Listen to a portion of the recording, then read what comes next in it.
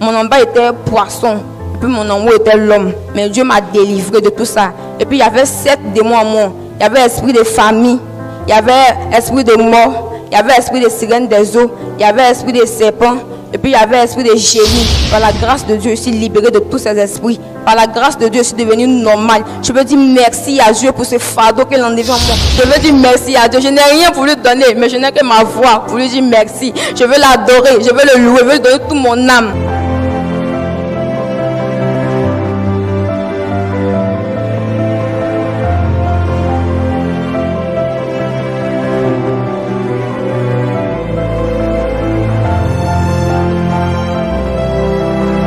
Bien-aimés, chers téléspectateurs, après avoir regardé cette vidéo, vous comprendrez et saisirez que le monde spirituel est très dangereux. Mademoiselle Tano, à l'état civil, mais baptisée par le Saint-Esprit, sœur Grâce Divine, était possédée par des esprits de ténèbres qui lui faisaient vivre un cauchemar sur terre dans lequel elle pensait être dans les plaisirs extrêmes. En effet, elle était possédée par des esprits de sirène des eaux et spirituellement son côté bas était transformé en un poisson. En plus de cela, elle avait un esprit de mort, esprit de serpent, esprit de génie, un mari de nuit et tout autre esprit semblable qui utilisait son corps à son insu pour des pratiques étranges peu honorables et la faisant vivre dans la débauche. Sa particularité, c'est qu'elle aimait les mèches de plusieurs types de couleurs. Durant sa délivrance, les démons se sont manifestés et ont raconté des choses. Il faut reconnaître qu'avant de prier pour elle, elle refusait catégoriquement qu'on lui enlève la teinture rose qui était sur sa tête. Mais sereinement, l'Esprit de Dieu l'a emmenée à la convaincre et elle est là pour rendre enfin son glorieux témoignage. Bien-aimés, restez bien sur vos siens et suivez attentivement les détails pratiques de son témoignage. Alléluia. Bonsoir peuple de Dieu. Je veux dire merci à Dieu pour ce fardeau qu'il a enlevé en moi. Je veux dire merci à Dieu. Moi je ne suis pas ici, je suis à Demoko. Je fréquente là-bas. Donc chaque vacances, je viens chez mon grand frère à Bobo. Donc cette année à cause de Corona, je suis vite arrivé. Donc quand je suis arrivé, je suis avec mon frère. 1 mois, 2 mois, 3 mois. J'étais là, un jour, je vois mon ventre me faisait mal. Je ne comprenais pas. Donc il a appelé ma grande sœur, il a dit, ah, vous voyez ce qui m'arrive, mon ventre me fait mal, mais je ne comprends pas, je ne sais pas, j'ai quoi. Elle dit, ok, je t'ai envoyé l'an, tu es parti à l'hôpital. Il dit, j'ai compris. Donc, il m'a envoyé l'an, je suis parti à l'hôpital. Quand je suis arrivé, le médecin me dit, ah, tu vas aller faire écho. Il dit, ah, pourquoi écho? Il dit, ah, mais tu as dit ton ventre te fait mal. Il dit, oui. Il dit, ça te fait comment? Il dit, en tout cas, ça me tourne, je ne sais pas, il n'arrive pas à manger, il n'arrive pas à tousser, il ne pouvait même pas me lever. Quand il marche, il m'a coupé pour marcher, en tout cas, ça ne va pas. Il dit, ok, tu vas aller faire écho. Donc, je suis parti, je suis allé faire écho. Ils ont dit, ah, qu'il y a du vent dans mon ventre. J'ai demandé au médecin, ah, moi, mon petit ventre qui est là, quelle histoire de vent dans mon ventre encore? Il dit, ah, ok, c'est ça qui est là. J'ai dit, ok, donc il a appelé ma grande soeur et lui a dit, et voyez ce qu'on me dit. Elle dit, si c'est ça, tu vas partir au village, arriver là-bas, on trouvait des médicaments pour te soigner. Il dit, non, qu'il a appelé mon grand frère qui est en Grèce pour lui dire d'abord, c'est que lui va dire, là maintenant je vais partir. Donc je l'ai appelé, il m'a dit, ok, je vais te donner un rendez-vous, tu vas venir le dimanche. Quand tu vas arriver, on voit ce que le pasteur peut faire pour toi. Mais par la grâce de Dieu, Dieu a fait pour moi vraiment. Ce Dieu que nous adorons, c'est un Dieu tout puissant. C'est un Dieu qui guérit, c'est un Dieu qui délivre. Il m'a délivré. Donc je suis arrivé, le premier dimanche, je suis venu faire cuite. Il a dit au pasteur, ah, il m'a dit, tu as quoi? Il dit, ah, mon ventre me fait mal. Ça me fait mal sincèrement. Je n'arrive pas à manger, je n'arrive pas à tousser. Donc il a dit, ah, le prophète Nobel n'a qu'à prier pour moi. Quand le prophète Nobel a prié pour moi, quand je suis arrivé à la maison, ça allait un peu. Donc le lendemain, mon grand frère m'a appelé, il dit, c'est comment? Il dit, ah, ça va un peu. Il dit, bon, ok, tu vas prendre 3 jours de jeûne sec et tu vas venir à Engrais. Maintenant, on va voir ce qu'il peut faire pour toi. Donc c'est ça, je suis venu chez le prophète. Il a fait les 3 jours de jeûne sec. Mon en bas était poisson et puis mon en haut était l'homme. Mais Dieu m'a délivré de tout ça. Et puis il y avait 7 démons en moi. Il y avait esprit de famille, il y avait esprit de mort, il y avait esprit de sirène des eaux, il y avait esprit de serpent et puis il y avait esprit de génie. En tout cas, il y avait des esprits en moi. Mais par la grâce de Dieu, je suis libéré de tous ces esprits. Par la grâce de Dieu, je suis devenu normal. Je veux dire merci à Dieu pour ce fardeau qu'il a enlevé en moi. Je veux dire merci à Dieu. Nous, mes frères et soeurs qui viennent à l'église, ils se disent non, comme je suis bien sapé, je vais venir à l'église pour venir voir le pasteur. Il va finir de parler, il est passé à la maison. Non, on vient à l'église, ça pour donner notre cœur à Dieu. Ouvrez notre cœur à Dieu. Suivons Dieu. En tout cas, il était dans le monde. Je ne peux pas mentir, il était dans le monde. Même mes cheveux, mais il y avait teint ça en rose. Il y avait teint mes cheveux en rose. Il ne faisait pas mèches noires. C'est les mèches violets, mèches oranges, mèches roses. Donc, quand je suis arrivée, une fois en train de prier, maintenant, j'ai senti qu'il y avait des douleurs dans ma tête. Et puis, il y avait genre comme s'il y avait du feu dans ma tête. Et là, c'était à cause de teinture rose que j'avais mis là. Donc, il a dit au pasteur que, en tout cas, ma tête me brille. Donc, lui, il a dit, oui, que c'est à cause de teinture que j'ai mis. Donc, il est parti me coiffer. Ça allait faire maize. Donc, je veux dire à mes frères et sœurs qui sont là, qui ne voient pas la valeur de Dieu, qui croient en Dieu. C'est un Dieu qui guérit. C'est un Dieu qui bénit. S'il m'a délivré, il m'a libéré. Ce qu'il peut vous libérer aussi. Ils ont prié pour moi par rapport à en bas là. Il y avait mis les vernis. Donc ils ont prié pour moi. Ça a trouvé qu'arrivé à mes orteils, ce n'était pas encore totalement libéré à cause des vernis que j'avais mis. Donc une fois encore, j'étais là encore. Et puis il a dit au pasteur qu'il y a besoin de vernis pour aller acheter l'âme. Parce qu'il sent que mes pieds me brûlent. Il dit, depuis que tu es venu, tu as dit d'enlever vernis, tu ne voulais pas enlever là. Tu vas voir. Donc, dans ça, ma tante qui est là a commencé à s'amuser. Que non, il faut laisser venir, c'est joli. Elle dit non, que ça me brûle, je veux enlever. Donc, c'est dans ça, ils m'ont donné l'âme. Et puis, il a enlevé les vernis qu'il y avait mis. Donc, je veux dire merci à Dieu. Je n'ai rien pour lui donner, mais je n'ai que ma voix pour lui dire merci. Je veux l'adorer, je veux le louer, je veux lui donner toute mon âme. Je veux marcher avec le Seigneur. Je dis merci à Dieu pour tout ce qu'il a fait dans ma vie. Acclamons le Seigneur Jésus-Christ de Nazareth. Je veux bénir le nom du Seigneur. Nous allons tous nous lever et nous allons lire la parole de Dieu. Nous allons prendre 1 Timothée 4. Comme elle a eu à le dire, elle ne faisait pas les mèches noires. C'est jaune ou bien rouge ou bien vert. C'est que Dieu t'a donné de façon naturelle. Là. Tu dois aimer ça. Voilà, il ne s'agit pas de chercher à ajouter d'autres choses. C'est comme si tu étais en train de dire à Dieu qui ne s'est pas créé. Ça fait partie de la sanctification du corps. Le corps a droit à une sanctification. La fois passée, j'étais en train de parler des 3 types de sanctification. Il y a la sanctification du corps, de l'âme et de l'esprit. Les prochaines fois, je vais enseigner dessus en long et en large. C'est important. Et puis même la réelle délivrance. C'est la recommandation de Timothée au sujet des faux docteurs, de sa conduite dans l'exercice du ministère et de la répréhension fraternelle. Mais au sujet de la fausse doctrine, parce que Dieu, il a une seule parole, il n'a pas 10 paroles. Voilà, Dieu, il a une seule parole. Il peut se révéler à quelqu'un par rapport à un élément spécifique, mais sa parole ne change pas. Voilà.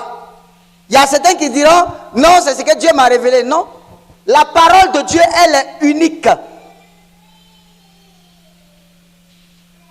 C'est l'orgueil ou alors le fait de vouloir se montrer qui fait qu'il y a certains qui préfèrent utiliser des expressions qui ne sont pas les révélations claires de la parole de Dieu.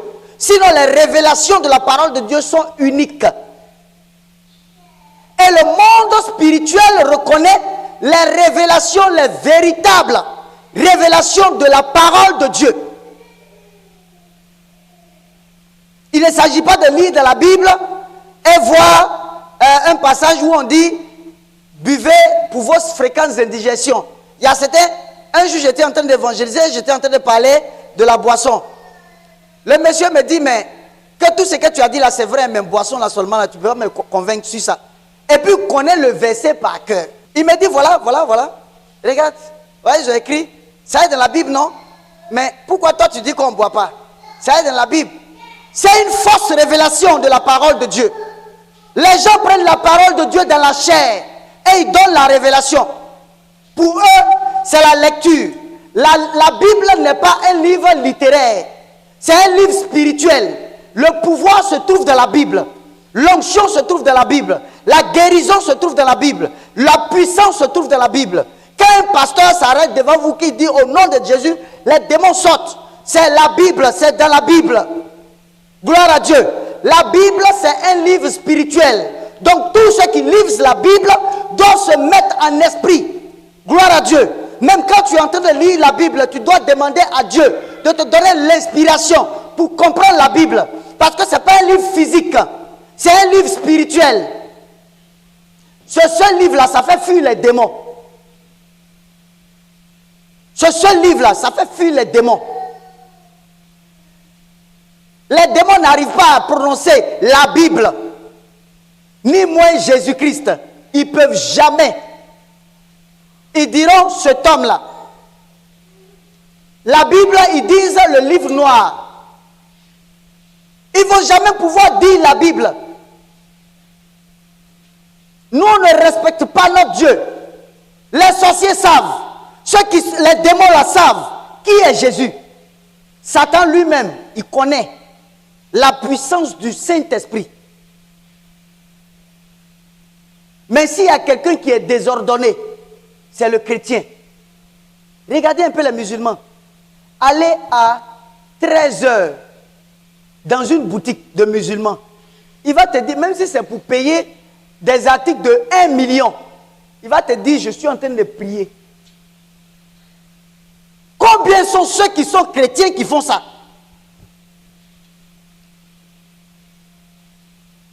1 million, c'est article de 1 million. Bon, je vais laisser la prière là. Viens, tu vas. Ok, d'accord. Dieu comprend ça, Dieu comprend. Dans tous les cas, on dit que tu es béni en Jésus. Donc, c'est Jésus qui a envoyé. Donc, voilà.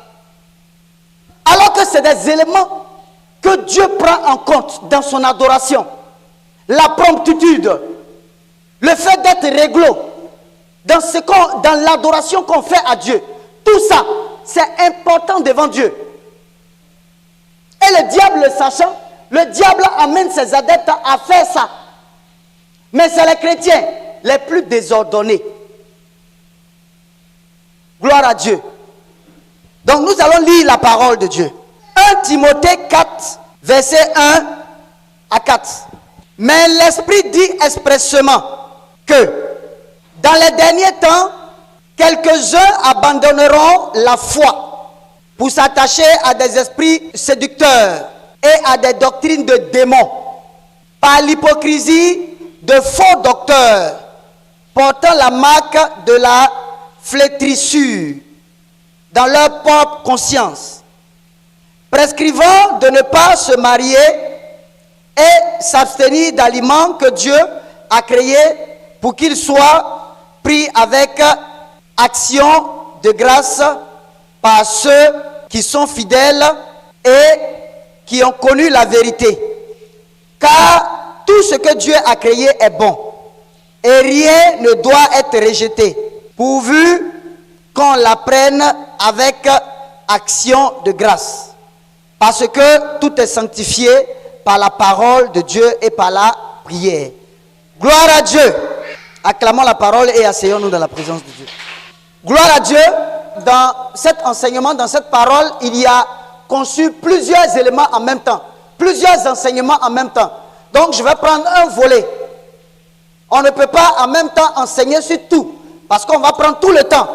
Je vais enseigner sur un volet qui est important. Le volet, c'est le fait d'abandonner la présence de Dieu pour autre chose. Le fait d'avoir connu Jésus et de sortir de sa présence. Gloire à Dieu. Je donnerai pour thème, si vous voulez, les rétrogrades. Ceux qui sortent de la présence de Dieu après avoir connu Jésus, après avoir vu sa puissance, après avoir vu sa force, après avoir vu sa manifestation. Ceux qui sortent à cause des choses du monde qu'ils ont tant aimées, ils sortent pour aller se faire plaisir. Bien-aimé, je suis allé une fois dans une école pour aller prêcher. C'était au lycée moderne d'Abobo. On était allé prêcher, c'était devant des élèves. C'était une salle remplie. Et pendant l'adoration, les élèves étaient tellement fougueux. Ils étaient tellement fougueux. Je me suis assis et j'ai commencé à fondre en larmes. Pleurer. Gloire à Dieu. J'ai commencé à fondre en larmes. Bon, personne ne voyait, j'étais là, j'ai baissé la tête et j'ai commencé à fondre en larmes. Gloire à Dieu. Quand je suis allé me tenir devant eux, j'ai pris la parole et je me suis mis à parler. Je leur ai dit ça, que quand j'étais assis tout à l'heure, l'adoration que vous étiez en train de donner à Dieu là, ça m'a tellement touché que ça ça m'a amené à pleurer, à fondre en larmes. Il y a certains qui ne comprenaient pas pourquoi. Il y a certains qui se demandaient, mais tu dis que l'adoration t'a touché, mais pourquoi tu pleures? J'ai fondu en larmes. Et je me suis arrêté. Je ne voulais même pas laisser le micro tellement c'était sucré. Ça y est, je devais parler. Un ancien professeur, quand tu lui donnes le micro, si tu veux, on va faire toute la journée. Voilà. Ça, c'est notre travail. Depuis, c'est-à-dire, quand moi, j'ai fait 17 ans dans l'enseignement, c'est-à-dire, on peut commencer de 7h jusqu'à 18h. Bon, on n'est pas fatigué. Donc, nous sommes, de façon naturelle, un peu bavards. Voilà. Donc, ça m'a fait mal. J'ai fondu en larmes. Pourquoi? Parce que vous savez, l'élément qui m'a touché d'abord, c'est l'adoration des jeunes. Vous savez, l'adoration était tellement forte. Ça a touché le cœur de Dieu même, ce jour-là. Les enfants, c'est ce qui fait que Dieu dit, d'ailleurs, laissez venir à moi les petits enfants. Parce que vous savez, un enfant, c'est quelqu'un qui suit aveuglement. Ce que tu lui dis là, c'est ça qu'il fait. Point. Ce que son père lui dit, c'est ce qu'il fait. Il ne sort pas. Tu peux envoyer ton enfant, aller te payer la nourriture. Il vient, tu le chicotes. Si ton enfant sort, quand on t'a insulté, toi le père ou bien toi la mère, il va faire ton pala pour venir. Il n'est pas rancunier. Sa maman qui vient de le frapper là, ou bien son papa qui vient de le frapper là, il s'en va faire palabre à cause de ce papa là. Ou bien à cause de cette mère là. L'enfant n'est pas rancunier. Un jour, je vais enseigner sur les mystères de l'enfant. Qui est l'enfant? Je ne parle pas des enfants impolis, non. Un enfant, vous êtes dans la maison, vous pouvez être dans la maison. Le père peut dire à l'enfant, peut-être à son enfant de 4 ans, 3 ans, dans la maison ici, là, tu peux toucher à tout, sauf à la prise là. L'enfant obéissant, il va toucher à tout dans la maison, sauf à la prise. Même si le visiteur cherche à toucher à la prise, il va lui dire non, mon papa dit que ça, on ne touche pas à ça. Pourquoi? Parce qu'il est obéissant. Il respecte les prescriptions du père. C'est que le papa a dit là, il respecte ça. C'est ce que Jésus entendait par les enfants. Ceux qui sont comme les enfants. Ce qui fait qu'il est difficile à quelqu'un qui se suffit d'évoluer spirituellement. C'est un orgueilleux. Quelqu'un qui pense qu'il connaît tout. Il est difficile à cette personne d'évoluer spirituellement. Comme je l'ai dit, je vais revenir dessus. Et ça m'a fait fondre en larmes. Pourquoi? J'étais assis, l'adoration était tellement forte. Il y a certains même qui s'asseyaient pour danser, certains montaient sur les bancs pour danser, et ils étaient contents. Et ils dansaient avec tout leur cœur, avec toute leur âme, avec toute leur pensée. La salle était surchauffée, tu pouvais sentir même l'onction de Dieu. Quand j'ai pris la parole, je leur ai dit ce que je viens de dire là. Ils étaient là, ils se regardaient, ils se regardaient, ils se regardaient. Et je leur ai dit une chose. Nombreux sont ceux qui commencent bien et qui terminent mal. C'est ce fait-là qui me faisait mal. Parce que j'avais connu beaucoup de chrétiens. Des gens qui aimaient Dieu, qui aimaient Jésus. Quand on leur parle zélés, en train de prier, zélés. Mais quand ils sont sortis dans le monde, l'amour du monde les a fait sortir de la présence de Dieu. Il y a certains même qui sont morts dedans. Parce que le diable, quand il te récupère à nouveau là, il ne s'amuse pas avec toi. Jésus a dit, il aurait mieux valu pour toi de ne même pas l'avoir connu. De ne même pas avoir connu Jésus lui. Bien-aimés, nous sommes dans la présence de Dieu. Il n'y a rien de plus grand. Il n'y a rien de plus précieux. Il n'y a rien de plus grand. Il n'y a rien de plus précieux que la grâce de Dieu. Je vous dis la vérité. Si Dieu pouvait vous ouvrir les yeux sur le nombre de démons qui attaquent chaque jour, vous alliez passer tout votre temps à prier Dieu. Vous alliez passer tout votre temps à adorer Dieu. Vous alliez passer tout votre temps dans la prière, en train de glorifier Dieu. Parce que le monde dans lequel nous sommes aujourd'hui est pourri carrément. Et j'ai pour habitude de dire, Abidjan est possédé à plus de 99%. Nous, on est dans la délivrance, on sait de quoi il s'agit. Abidjan est possédé à plus de 99%. Quand on dit 99%, ça veut dire sur 100 personnes, il y a environ une personne qui est avec Dieu. Sinon, 1 pour 1000. C'est-à-dire sur 1000 personnes, il y a une personne qui est vraiment dans la présence de Dieu. Je vous dis la vérité. Je vous dis la vérité. La vérité de Dieu existe.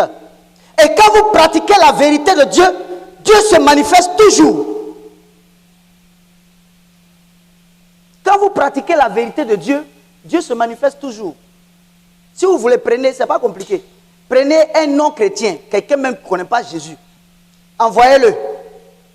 Je vous donne 1 mois. Vous allez le voir monter spirituellement. Vous allez le voir en train de prier contre des démons. Et puis il n'y a rien. C'est que vous-même, vous ne pouvez pas faire là. J'ai expérimenté cela. Et j'ai compris que, donc dans l'adoration de Dieu, il y a des choses qui manquent. Il y a des choses qui nous manquent. Il y a des choses qui manquent aux églises. Ce n'est pas que les gens n'aiment pas Dieu. Ils aiment Dieu. Mais il y a des choses qui manquent. Vous savez, qui cherche Dieu trouve Dieu. Si tu cherches Dieu de tout ton cœur, tu vas le trouver. Si tu cherches Dieu, tu vas le trouver. Dieu n'est pas dans les paroles mielleuses. Ce n'est pas parole mielleuse là qui fait la parole de Dieu. Les démons n'ont pas peur des beaux parleurs. Tu as beau être beau parleur, tu ne peux pas effrayer un démon. Tu ne pourras jamais effrayer un démon. Tu as beau avoir un compte en banque à un certain niveau, tu ne peux jamais effrayer un démon. La plupart du temps, ceux qui sont dans les grosses villas là, quand ils nous appellent, vous voyez les gars en train de pleurer, comme des bébés. Ça y est, tu es là, tu te demandes, mais aïe, lui il a une grosse villa comme ça, il est dans tout le confort avec une grosse voiture, tout ça. Et puis il pleure. Bien aimé, la bénédiction, le bonheur là, ne se trouve pas dans l'argent. Si tu n'as pas Jésus là, tu vas passer ton temps dans le chagrin. Un chagrin qui ne dit pas son nom. Regardez un peu ceux qui font les histoires de bédou magique, les phénomènes de bédou magique. Quand ils commencent à voir l'argent sale, ils ne font rien de bon avec. C'est soit femme, soit boisson, soit voiture, voilà.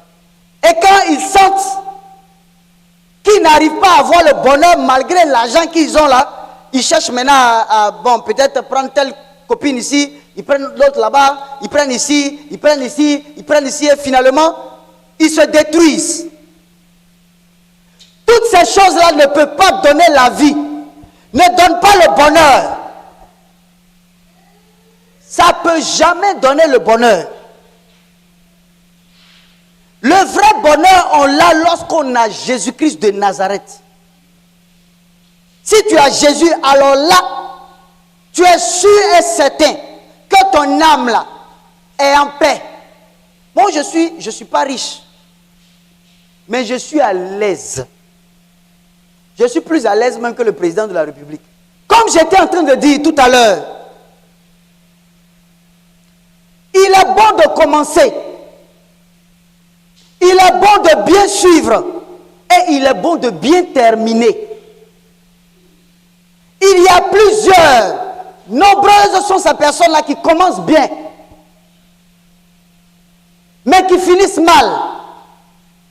Qui commencent bien, dans le zèle, dans la prière, dans la parole, dans l'évangélisation, mais qui finissent très mal. Finir mal, c'est quoi? Finir dans le péché. Finir mal, c'est quoi? C'est finir dans la fornication. Finir mal, c'est quoi? C'est finir dans l'envie. Gloire à Dieu. Et il y a plusieurs comme ça, qui au début sont zélés, qui au début ont décidé de donner leur vie à Jésus, leur cœur entier. Ils sont là, ils prient. Ils sont là, ils prient. Ils sont là régulièrement dans la prière. Mais à la moindre tribulation, bon, ils sont à terre. Seigneur Jésus, tu es le Dieu Tout-Puissant. Tu es l'alpha et l'oméga. Tu as dit que nous sommes plus forts. Quand nous sommes en toi, nous sommes forts. Pendant qu'il est en train de prier là, si quelque chose fait vous allez voir, il va commencer à courir. Gloire à Dieu. Ça dit en fait, ce qu'il est en train de dire là, c'est du bout des lèvres. C'est en cela que Jésus dit, vous m'adorez du bout des lèvres. Ce n'est pas entièrement que vous adorez Dieu. Vous adorez Dieu du bout des lèvres. Seigneur, que j'ai l'argent, que je n'ai pas l'argent, je te suivrai. Je serai toujours avec toi. Quand il y a l'argent, c'est bon. Le jour, tu fais 1 jour, 2 jours, 3 jours sans avoir l'argent. Moi, ça te posait des questions. Seigneur, est-ce que c'est toi-même? 1 semaine, Seigneur. 2 semaines, Seigneur, si ça continue là, moi, là, je vais tomber dans le monde. Hein? Et finalement, il finit par tomber là-bas. Il n'a pas une foi ferme. Ce qu'il dit là, c'est de sa bouche. Sinon, dans son cœur, là, c'est pas ça.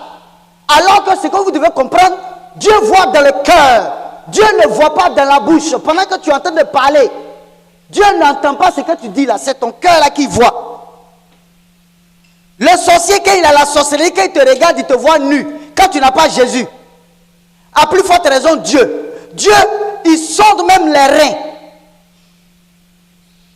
Ce qui fait que même dans toute étape de délivrance, tous ceux qui viennent pour la délivrance, quel que soit le problème, la première des choses sur laquelle je mets l'accent, c'est le fait d'être sincère, corps, âme, esprit. D'être sincère, corps, âme, esprit. Quand tu es sincère, corps, âme, esprit, le Seigneur vient te nettoyer, quel que soit le démon. Quel que soit le démon, notre Dieu, il est vivant. Il est vivant. Il est puissant, il est grand. Lorsque nous avons accepté Jésus de grâce, restons fermes. Parce que même les sorciers nous regardent et puis se demandent, ceux les ont fait comment pour avoir cette présence de Dieu là en eux. Regardez un peu, c'est faux. Il faut te lever. Elle est allée un jour devant une boutique. Quand elle est allée vers la boutique, il y a une fille qui l'a vue. En même temps, quand elle l'a vue, elle a commencé à courir. Fille. Certainement, elle était en train de pratiquer la sorcellerie. Parce qu'un enfant de Dieu, il est comme du feu. Son âme l'a éclairé. Son front ici, là, il y a une boule lumineuse. C'est ça qu'on appelle le sceau de Dieu. Jésus dit, L'heure vient et elle est déjà venue où les vrais adorateurs adoreront Dieu en esprit et en vérité. Aujourd'hui, l'adoration à Dieu n'est plus physique. C'est spirituel. La preuve en est qu'on peut s'arrêter et puis dire démon sort. Et puis le démon sort. On n'a pas besoin de mettre de l'eau sur sa tête. On n'a pas besoin de mettre de l'huile sur sa tête. Démon sort. Démon sort. Le démon sort. Les choses que nous avons existent de façon spirituelle. Tu es devant un sorcier. Tu n'as pas besoin de lui dire que tu es chrétien. Il sait déjà que tu es chrétien. Parce qu'il voit la présence de Dieu en toi. Tu n'as pas besoin de lui dire ça. Il sait ça déjà. Mais si toi, en tant que chrétien, tu es en train d'évangéliser un sorcier et puis il se moque de toi, va et puis il revoit ta vie. Tu es en train de lui parler de Jésus et puis dis-toi là, attention, il ne faut pas faire. Faut pas faire, ton cœur commence à battre.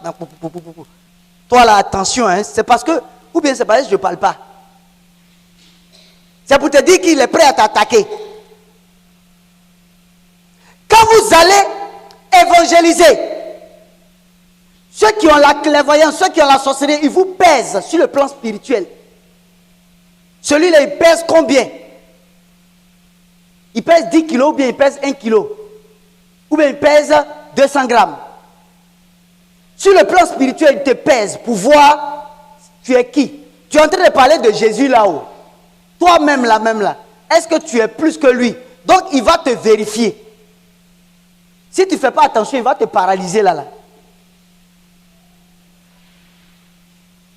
C'est en cela, quand on a donné sa vie à Jésus, soit c'est entièrement à Jésus, soit il ne faut pas donner ta vie à Jésus.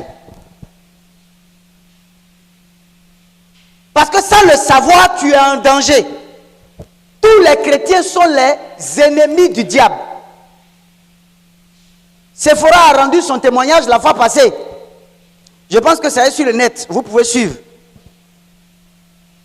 Elle dit qu'elles sont passées un jour devant, comme on appelle, une église.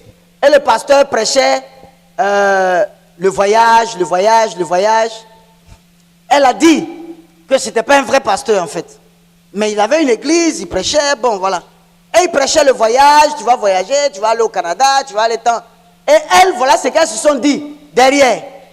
Que nous-mêmes là, on a fait voyager ton âme. Et elles l'ont tué. Un pasteur.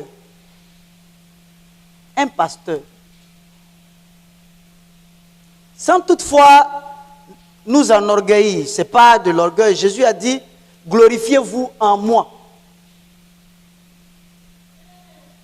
Nous avons prié pour la délivrance d'au moins plus de 250, 300 sorciers. Voilà, nous on est là. Je n'ai jamais vu même un sorcier dire, il va venir m'attaquer pour voir qui est là. Il peut pas même. Et c'est comme ça tout chrétien. Tout vrai chrétien. Pas ceux qui viennent chauffer les bancs. On a prié pour plusieurs, des gens qui avaient des esprits de dragon, des gens, la fois passée j'étais en train de parler d'une fille qui, sur le plan spirituel, elle a réussi à frapper ceux qui gouvernent le spirituel de Port-Boué. Vous savez, Port-Boué c'est un lieu dangereux. Là-bas il y a la sirène des eaux. Elle a réussi à frapper ceux qui gouvernent sur le plan spirituel, sorcellerie, génie, esprit là. Ceux qui gouvernent là-bas, elle a réussi à la frapper. On a prié pour sa délivrance ici. C'est pas aller quelque part. On est ensemble même, on cause bien, on se salue. Elle est là, on mange ensemble, on est, voilà. Et puis on prie encore. Un enfant de Dieu, il est fait pour aider les gens. Ce n'est pas de fuir les gens. Si l'enfant de Dieu fuit le monde, Dieu va compter sur qui pour délivrer le monde? Tout enfant de Dieu est semblable à ce que je viens de dire. C'était, quand ils m'entendent dire, on se dit, oh, ça c'est extraordinaire. Oui, il y a des sacrifices. Les sacrifices, c'est de te donner corps, âme, esprit à Jésus. L'objectif de Dieu ce n'est pas de sortir de sa présence lorsqu'on l'a connu. Quand on vient de la présence de Dieu, on vient pour terminer. Dieu nous demande de rester scotché à sa présence. C'est ce qui me faisait mal d'ailleurs dans l'école. Parce que nombreux sont ces élèves-là. Ils commencent bien. Dans les cellules de prière, ils prient. Dans les cellules de prière, ils prient. Même toutes ces personnes, même qui ne sont pas élèves, qui vont à l'église, qui prient, au début, qui ont l'amour de Dieu, qui sont prêts à tout pour Dieu, mais qui, 1 mois, 2 mois, 3 mois après, 1 an après, non, tu le vois dans le monde. Vous savez à quoi ça ressemble? Ça ressemble à un chien qui a vomi.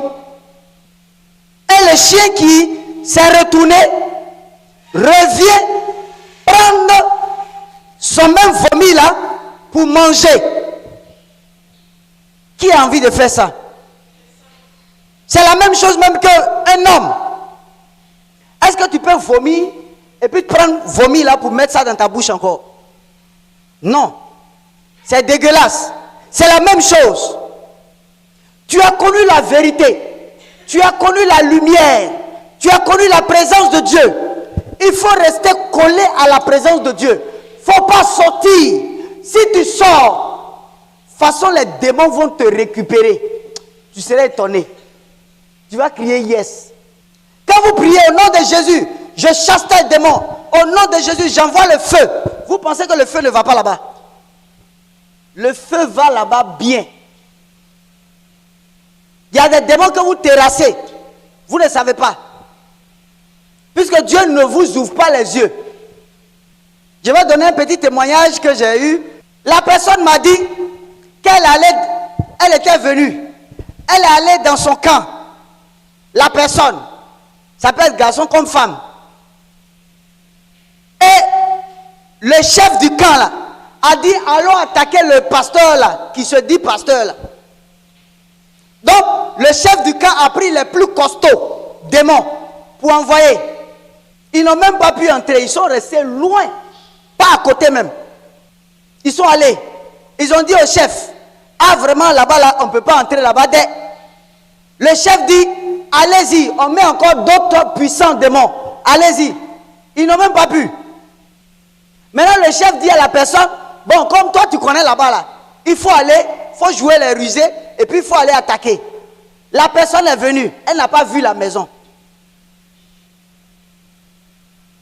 C'est comme ça Jésus nous protège. Et puis on ne sait pas là.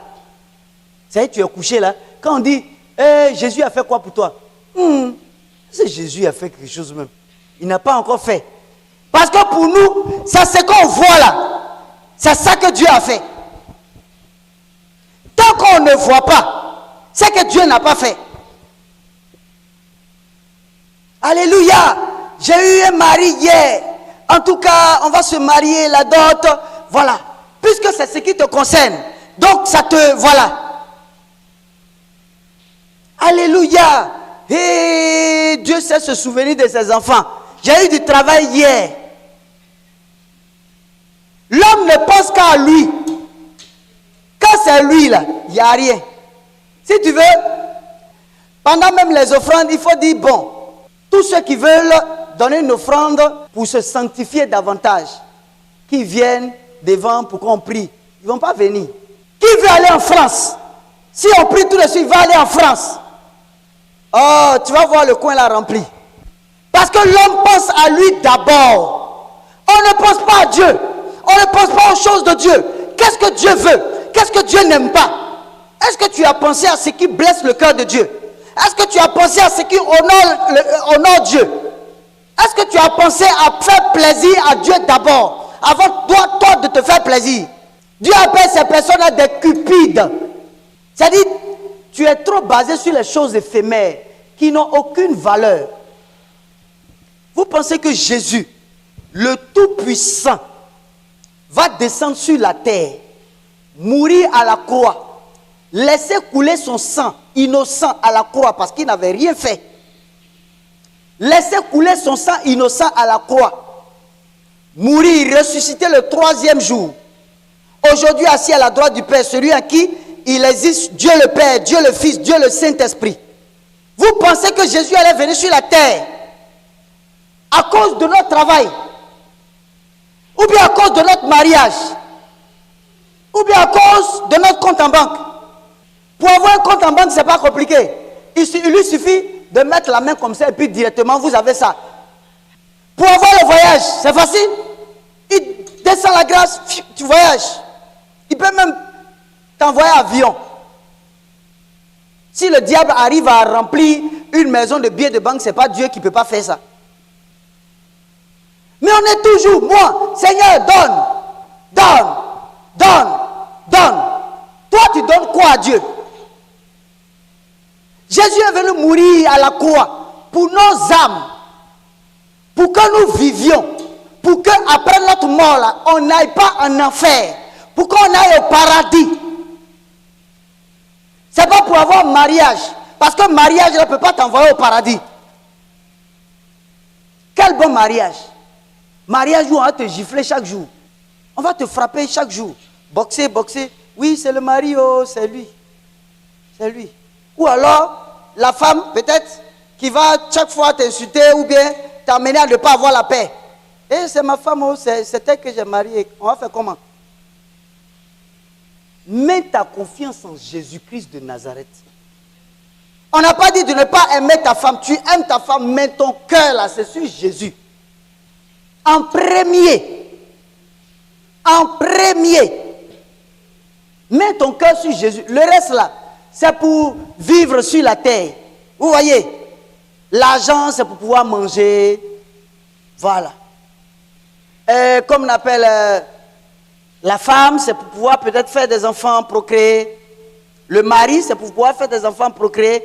Mais ça ne doit pas être la condition pour toi, pour que toi tu adores Dieu.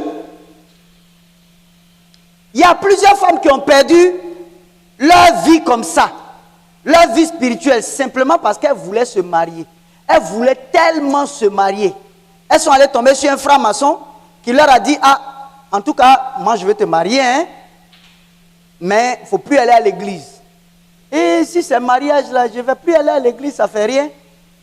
Tu es en train de perdre ton âme à cause d'un homme, une chair, quelqu'un qui va pourrir dans le sol.